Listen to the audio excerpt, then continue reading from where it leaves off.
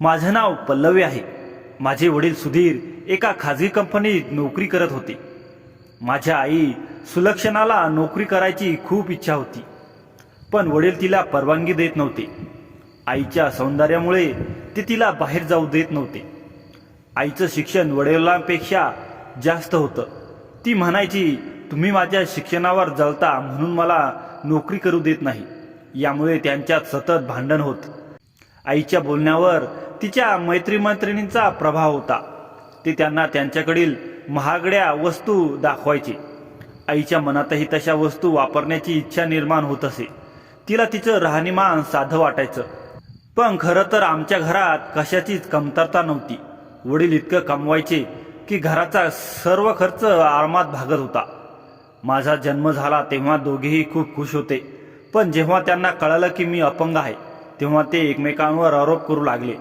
त्यांना एक तंदुरुस्त मूल हवं होतं। माझ्या आईला मैत्रिणींना सांगायला लाज वाटायची की तिची मुलगी अपंग आहे। वडील तर मला ओझं समजायचे। मी दिवसभर रडत असे। माझी आजी गोदावरी माझी खूप काळजी घ्यायची, माझ्याजवळ बसायची। असंच मी मोठी झाले। मला कुठेही जाण्याची परवानगी नव्हती। मी आई वडिलांची भांडणं बघत मोठी झाले। आईचं सौंदर्य माझ्यातही आलं होतं, पण त्यांचा काय उपयोग जेव्हा कोणी माझ्यावर प्रेमच करत नव्हतं। मला फक्त ओझं समजलं जात होतं। वडील म्हणायचे, माहीत नाही कोणत्या गुन्ह्याच्या शिक्षेत आपल्याला अशी मुलगी मिळाली। मी त्यांची एकुलती एक मुलगी, त्यांना दुसरं मूल नको होतं। ते मला पाहून म्हणायचे, दिसायला इतकी सुंदर आहे, जर ही स्वतःच्या पायावर चालू शकली असती तर कोण हिच्याशी लग्न करेल। माझं मन करायचं की आई वडिलांनी माझ्यावर प्रेम करावं, माझे लाड करावेत, पण ते माझ्याकडे बघायलाही तयार नव्हते। त्यांना घटस्फोट हवा होता, पण मी त्यांच्यासमोर अडथळा होते। त्यांना मला अनाथ आश्रमात टाकायचं होतं, पण आजीने तसं होऊ दिलं नाही। आजीची तब्येत खराब झाली तेव्हा कोणी मला विचारलंही नाही। तिच्यावर उपचारही झाले नाहीत आणि एका महिन्यानंतर ती मला कायमची सोडून गेली। मी खूप रडले। मी विचार करत होते की देवाने मला त्यांच्याजवळ बोलवावं।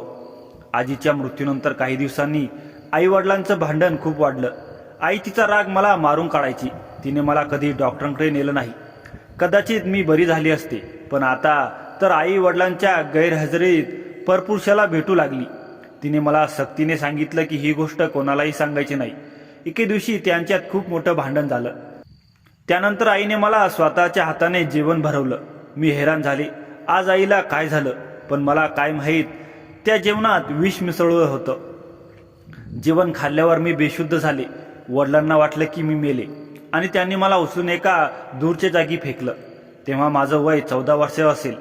मी ऐकलं होतं की आई वडील आपल्याला मुलांवर खूप प्रेम करतात, त्यांना गरम हवा लागू देत नाहीत, पण मला विष देताना त्यांचे हात थरथरले नाहीत। त्यांच्यातली माणुसकी संपली होती। त्यांना वेगळं राहायचं होतं, पण मला सांगायला हवं होतं।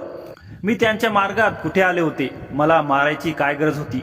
त्यांना वाटलं मी मेले, पण म्हणतात ना, मरण्यापेक्षा वाचवणारा मोठा असतो। मी खरंच मेले असते, पण एका चांगल्या माणसाने माझा जीव वाचवला। मी दवाखान्यात बेडवर होते। मी हैराण झाले, आजच्या जगात कोण असं करतं। माझ्या सख्या आई वडिलांनी मला कचऱ्यात फेकलं होतं। तो माझ्यासाठी मोठा धक्का होता। त्याने विचारलं, तू कोण आहेस, तुला विष कोणी दिलं? मी म्हणाले, माझे आई वडील। मी अपंग आहे म्हणून ते माझा तिरस्कार करायचे। माझ्यापासून सुटका हवी होती म्हणून त्यांनी मला विष दिलं। तो मला त्यांच्या घरी घेऊन गेला। तो माणूस दिसायला सुंदर होता। त्याचं घर मोठं आणि सुंदर होतं। तो श्रीमंत घरातला वाटत होता। मी विचारलं, तुमच्या घरात कोणीच राहत नाही का? तो म्हणाला, माझंही या जगात कोणी नाही, तू बिंदास इथे राहू शकतेस। सुरुवातीला मी घाबरले, परपुरुषाच्या घरात कसं राहू, पण माझ्याकडे पर्याय नव्हता। मी म्हणाले, मला काही काम द्या। तो हसला आणि म्हणाला, तू कामासाठी जन्मली नाहीस, माझ्या घरात नोकर खूप आहेत। त्यानंतर तो माझी खूप काळजी घेऊ लागला। वेळ निघून गेला। मी 17 वर्षाची झाले तेव्हा मी त्यांच्यावर मनातून प्रेम करू लागले। मला तो आवडू लागला, पण मी कधी त्याला सांगितलं नाही। एके दिवशी त्याने मला लग्नाबद्दल विचारलं। मी हैराण झाले। त्याच्यासारखा सुंदर मुलगा माझ्याशी लग्न करेल, पण ते खरं होतं का? त्याने मला शॉपिंग करून दिली, प्रत्येक गोष्ट घेऊन दिली आणि मग आमचं लग्न झालं। मी त्याच्यासोबत खूप खुश होते। मी त्याच्या घरची मालकीण झाली। देवाने माझ्यासारखं अपंग मुलीला इतका चांगला जोडीदार दिला होता। त्याचं नाव रुद्र होतं। तो तो रोज कामावरून येताना माझ्यासाठी ताजं गुलाबाचं फुल आणायचा. मला घरातलं कोणतंही काम करू देत नव्हता. मी रोज त्याच्यासाठी नटायचे. त्याने सांगितलं की त्याचा मोठा व्यवसाय आहे आणि तो खूप श्रीमंत आहे. मी बिनधास्त झाले. त्याला मला सोबत घेऊन जगायला लाज वाटत नव्हती. मी त्याच्यासोबत प्रत्येक पार्टीला जायचे. त्याचे मित्र हैराण होते, इतक्या सुंदर माणसाने अपंग मुलीशी लग्न कसं केलं. मी सुंदर होते, पण म्हणतात ना, आनंदाची मर्यादा कमी असते. त्याला कोणाची तरी नजर लागतेच. मी रोज प्रार्थना करायची की माझ्या सुखाला कोणाची नजर लागू नये. एकदा नोकरानी सावित्री जेवण देण्यासाठी आली आणि म्हणाली, ताईसाहेब, मला हा अत्याचार बघवत नाही. मी विचारलं, कोणता अत्याचार? ती म्हणाली, रात्री साहेब झोपल्यावर तुमच्या पलंगाखाली बघा. मी विचारलं, काय बोलतेस? ती म्हणाली, मी काही सांगू शकत नाही. साहेबांना कळलं तर माझ्यावर संकट येईल. पण पलंगाखाली नक्की बघा. पण साहेबांना सांगू नका, नाहीतर ते मला कामावरून काढतील. ती माझी व्हीलचेअर पकडायची. त्या रात्री मी नवरा झोपेपर्यंत वाट पाहिली. पलंगाखाली काय आहे मला कधीच असा विचार आला नव्हता. नवरा झोपल्यानंतर मी पलंगाखाली पाहिलं तेव्हा माझ्या पायाखालची जमीन सरकली. तिथे 4 हातांनी बनवलेल्या बाहुल्या होत्या. त्यांचे पाय तुटलेले होते आणि त्यांच्यावर सुया टोचल्या होत्या. त्या माझ्यासारख्या दिसत होत्या. मी घाबरले. माझं शरीर थरथरलं. मला नवऱ्याला विचारायचं होतं, पण कामावलीचा घाबरलेला चेहरा आठवला. दुसऱ्या दिवशी सकाळी मी सावित्रीला विचारलं, त्या बाहुल्या सकाळी गायब झाल्या. तू सांग, काय लपवतेस? मी तिला म्हणाले, ताईसाहेब. ती म्हणाली. दुसऱ्या दिवशी सकाळी मी सावित्रीला विचारलं, त्या बाहुल्या सकाळी गायब झाल्या. तू सांग, काय लपवतेस? ती म्हणाली, ताईसाहेब, तुम्हाला माहीत नाही कोणी तुमच्यावर एवढं मेहरबान का आहेत. यामागे काही कारण आहे. तुमच्या आधी इथे अनेक सुंदर मुली आल्या होत्या. साहेबांनी त्यांच्याशीही लग्न केलं होतं. मी मध्येच थांबले आणि म्हणाली, ती मध्येच थांबली आणि म्हणाली, तुम्ही खूप साधे आहात. साहेबांपासून सावध राहा. मला तुमची मदत करायची आहे. मी म्हणाले, पहिलं सांग, या बाहुल्यांनी काय होणार? ती म्हणाली, पहिल्या साहेबांच्या पलंगाखालीही अशा बाहुल्या होत्या. मी स्वतः पाहिलं. काही दिवसांनी त्यांचा मृत्यू झाला. साहेबांनी कोणालाही सांगू नका असं सांगितलं होतं. नोकरणीचं बोलणं ऐकून मी तणावात आले. मी विचारलं, आता मी काय करू? ती म्हणाली, ताईसाहेब, इथून पळून जा. इथून जवळच उमंग आश्रम नावाची सेवाभावी संस्था आहे. तो म्हणायचा, मी डॉक्टरांशी बोललो आहे. तुझा इलाज होईल. कोणी मला इतकं प्रेम का करेल? मग तो हे सगळं कसं करू शकेल? ती कामवाली दुसऱ्या कामवालीला घेऊन आली. तिनेही तीच कहाणी सांगितली. आता मी खूपच घाबरले आणि त्या दिवशी घरातून पळून गेले. मी उमंग आश्रमात जात होते तेव्हा माझी आई सुलक्षणाही मला दिसली. ती गाडी थांबवून माझ्याजवळ आली. मला जिवंत पाहून ती रडू लागली. मी घाबरले. घरी गेल्यावर ती पुन्हा मला विष देईल का? पण मी पळू शकत नव्हते. माझ्या डोळ्यातली भीती पाहून तिला लाज वाटली. ती म्हणाली, बाळा, मला माफ कर. मी तुझ्यासोबत जे केलं ते चुकीचं होतं. मला वाटलं तू मेलीस, पण तू जिवंत आहेस. ती जवळ येऊन लागली. मला तिचा राग येत होता. मी म्हणाले, खबरदार, जवळ आलीस तर तुला कधीच माफ करणार नाही. ती माझ्या पायांवर पडली आणि म्हणाली, मला माफ कर. तुला मारण्याचा निर्णय माझा नव्हता, तो तुझ्या वडिलांचा होता. मी मजबूर होते. आता तू माझ्यासोबत राहशील. तुझा बाप माझ्यापासून वेगळा झाला आहे. ती रडत म्हणाली, माझ्यावर विश्वास ठेव. मला एक संधी दे. माझं मन भरून आलं. मी तिला मिठी मारून रडले. ती मला तिच्या घरी घेऊन गेली. मी विचारलं, पप्पांचा घटस्फोट का झाला? ती म्हणाली, मला त्यांच्यासोबत राहायचं नव्हतं. मला पैशांची लालच होती. मला तुझ्या वडिलांचा मित्र आवडायचा. त्यांना हे कळालं आणि त्यांनी मला घटस्फोट दिला. त्यांनी दुसरं लग्न केलं, पण शांतता मिळाली नाही. तो मित्रही माझ्याशी लग्न करायला तयार नव्हता. मी नोकरी शोधली आणि मिळाली. नोकरी करताना मला समजलं की मी काय केलं. अनेक जोडपी मुलांसाठी तळमळतात, देवाकडे नवस करतात. मी तिला माफ केलं. ती खुश झाली आणि म्हणाली, आता मी तुला कुठेही जाऊ देणार नाही. इतकी वर्षे तू कुठे होतीस? मी तिला माझी कहाणी सांगितली. ती रडत म्हणाली, हे सगळं माझ्यामुळे झालं. मी चांगली आई नाही. तू मला माफ कर. ती माझ्यासोबत राहू लागली. ती माझ्याशी बोलायचा प्रयत्न करायची. ती अजूनही सुंदर दिसायची. लग्न झालेल्या मुलांची आई वाटत नव्हती. तिचं वय आणि राहणीमान पाहता माझी बहीण वाटायची. तिच्यावर अनेक पुरुष जीव टाकायचे. ती म्हणाली, मी जिथे नोकरी करते त्या कंपनीने हे घर आणि गाडी दिली आहे. ती मोठ्या पदावर होती. ती म्हणाली, मी तुला लवकरच तुझ्या नवऱ्यापासून घटस्फोट मिळवून देईन. तू एकटी नाहीस, तुझी आई तुझ्यासोबत आहे. मी खुश झाले, पण मला नवऱ्याला सोडायचं दुःख होतं.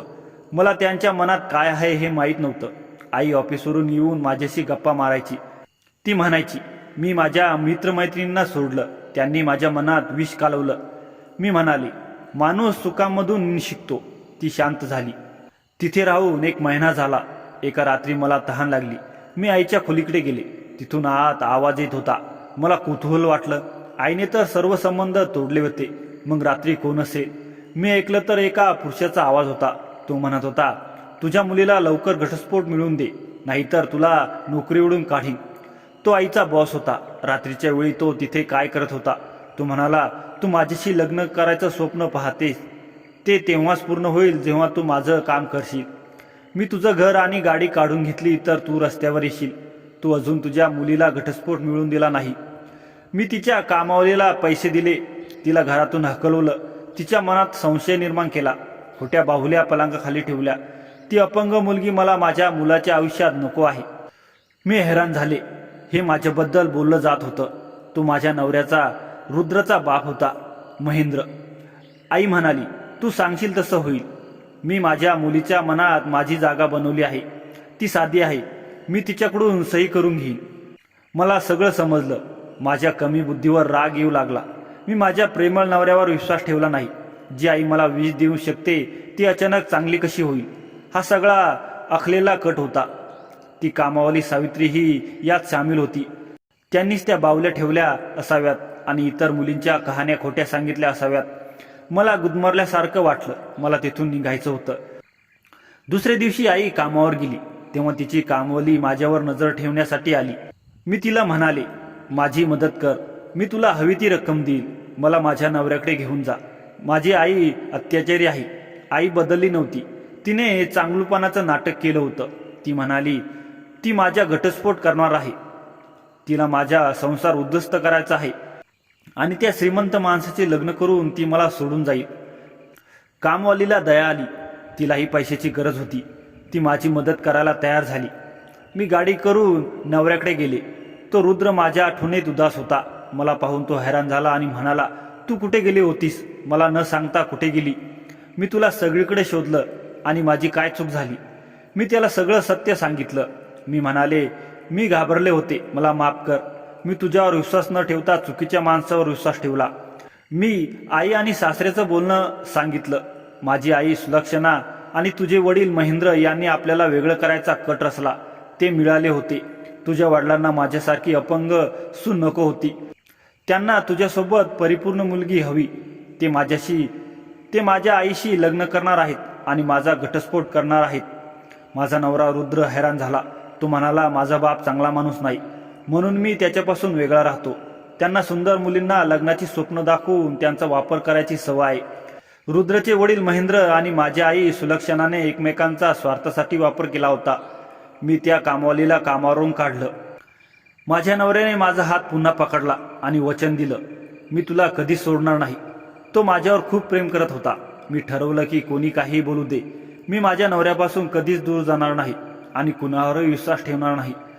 आता मी काही वर्ष निघून गेली. मी आणि रुद्र एकमेकांच्या सानिध्यात खूप सुखी होतो. पण रात्री जेव्हा मी झोपते तेव्हा माझ्या मनात जुन्या दुःखांचे काटे अजूनही टोचतात. माझ्या आई वडिलांनी मला विष देऊन फेकलं. ते क्षण, ते एकटेपणाचे दिवस आणि रुद्राच्या घरात आल्यानंतरची प्रेमाची ऊब, सगळं काही माझ्या स्वप्नात येतं आणि मी रडते.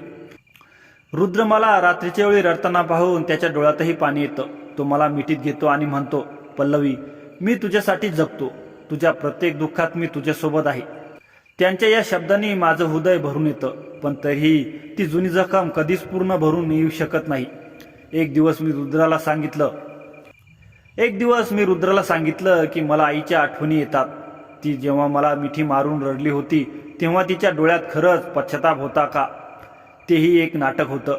रुद्र मला शांत करतो आणि म्हणतो, पल्लवी, काही लोक बदलत नाही, पण तू इतकी मजबूत आहेस की तू त्या दुःखातून बाहेर आलीस. मी तुझ्यावर अभिमान करतो. पण मी मनातून विचार करते की मी अपंग आहे. रुद्रसारखा प्रेमळ माणूस मला कसा मिळाला?